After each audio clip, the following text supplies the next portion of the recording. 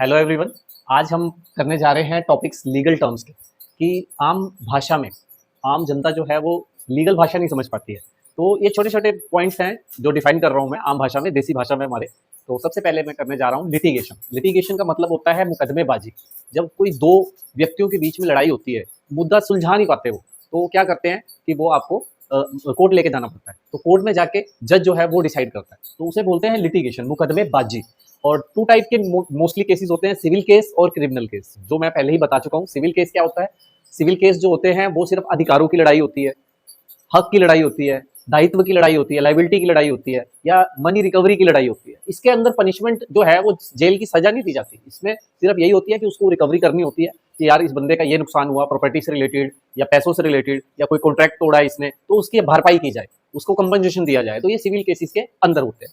Next होता है criminal. Criminal के अंदर अपराध यानी कि क्राइम, उसके अंदर पनिशमेंट दी जाती है। वो केसेस होते हैं जैसे मर्डर हो गया, रेप हो गया, तो वो क्रिमिनल केसेस होते हैं, तो उसके अंदर पनिशमेंट दी जाती है। सिविल केसेस के अंदर पनिशमेंट क्या होती है कि भरपाई करना या अधिकार को प्राप्त करना। जैसे प्रॉपर्टी का विवाद चल रहा था दो पार्टियों के बीच में, तो क्या हुआ कि भाई एक्स ने दावा किया कि ये प्रॉपर्टी मेरी है, वाई ने कहा ये मेरी है, लेकिन जो डिग्री आई, जो कोर्ट ने डिसाइड किया वो एक्स के नाम पे किया, तो वो एक्स को मिल जाएगी। यानी कि इसके अंदर ये नहीं है कि आपको जेल की सजा दे दी जाएगी 10 साल की 5 साल, ऐसा नहीं है। वो सिर्फ क्रिमिनल, तो क्रिमिनल जो है, क्रिमिनल केसेस जो है वो स्टेट गवर्नमेंट लड़ती है, राज्य लड़ते हैं या गवर्नमेंट लड़ती है, ठीक है। और जो सिविल है, सिविल केसेस दो पार्टीज आपस में लड़ती है, इंडिविजुअल है, ये कंपनी के खिलाफ करती है, तो इंडिविजुअल केसेस होती हैं सिविल केसेस। नेक्स्ट आता है समन एंड वारंट, ये भी हम पढ़ चुके हैं।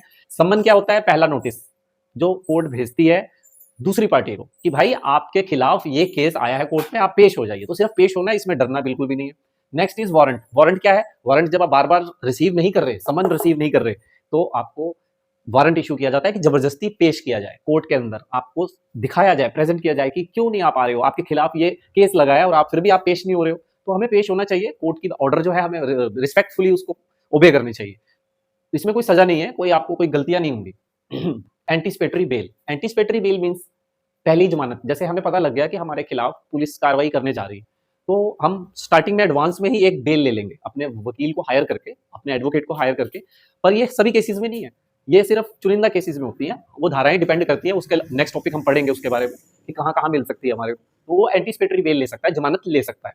Next is trial. ट्रायल का मतलब होता है सुनवाई। पूरा जो कोर्ट है वो हर पक्ष को सुनता है, फर्स्ट पार्टी को भी, अगेंस्ट पार्टी को भी, अपोजिशन पार्टी को भी, दोनों पार्टियों के पक्ष को सुनता है कोर्ट में, फिर उसके एविडेंस को देखता है, जजमेंट करता है, फिर जाके डिसीजन देता है। तो वो ट्रायल जो पीरियड होता है, वो जो टाइम होता है, उसमें सारी चीजें वो सुनता है जज, उसे बोलते हैं ट्रायल।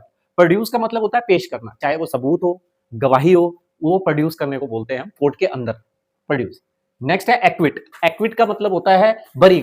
जैसे केस में अगर वो गुनहगार नहीं निकलता है, उसे हम बोलते हैं एक्विट, एक्विट हो गया, बरी हो गया।